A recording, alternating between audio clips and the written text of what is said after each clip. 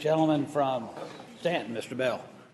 Mr. Speaker, I rise for a request and a point of personal privilege. Gentleman has the floor.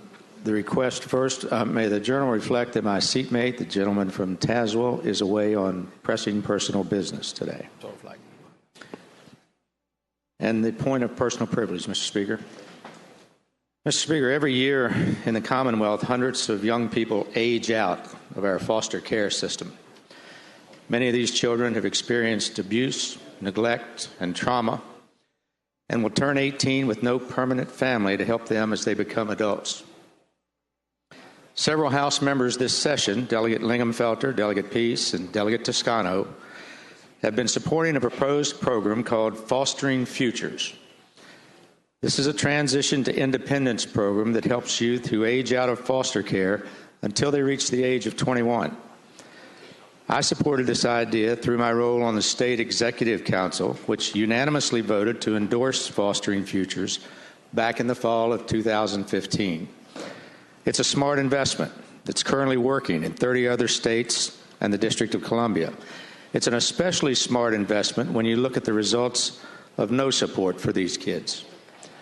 They have an increased chance of homelessness, unemployment, school dropout, and teen pregnancy. Often, these are kids who have chronic health and mental health needs, and yet we ask them at age 18 to navigate their own health care alone. We hear from smart, capable parents every day who are having trouble helping their older children transition to the adult mental health system. Imagine a young person with health needs having to do this on his or her own. Fostering Futures would offer that young person critical casework support. This session, we've taken on some important tasks to help Virginia thrive. We've passed innovative economic development legislation, reforms of the Commonwealth's mental health system, and continued work to ensure that our higher education system, including our wonderful community colleges, is the strongest in the country. Helping our youth who age out of foster care, however, is not some outlier effort here. The Fostering Futures initiative fits perfectly into all of our priority areas. Youth who would participate in the program must be in school, in a job training program, or working a stable job. Some of these young people are already working hard in our community colleges and in our workforce certification programs, but are often forced to drop out or take long absences because of struggles to maintain their housing and other basic needs. With the support that Fostering Futures could provide, these children could complete education and job training programs on time and then fill jobs in the sectors that Virginia needs to grow. The cost to us, already in the introduced budget, is just $1.9 million over the biennium. By supporting Fostering Futures, we're adding to our work and our priority initiatives.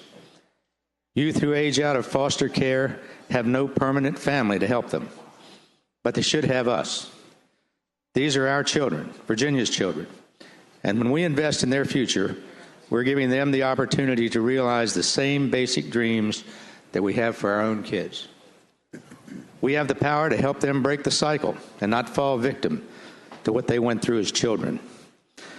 They are absolutely a part of our important work to move Virginia forward. Fostering Futures is not a lifetime investment. It's just for those few crucial years from age 18 to 21. These few years, however, will bring both them and us a lifetime benefit by allowing these youth to become a productive part of our communities. Thank you, Mr. Speaker.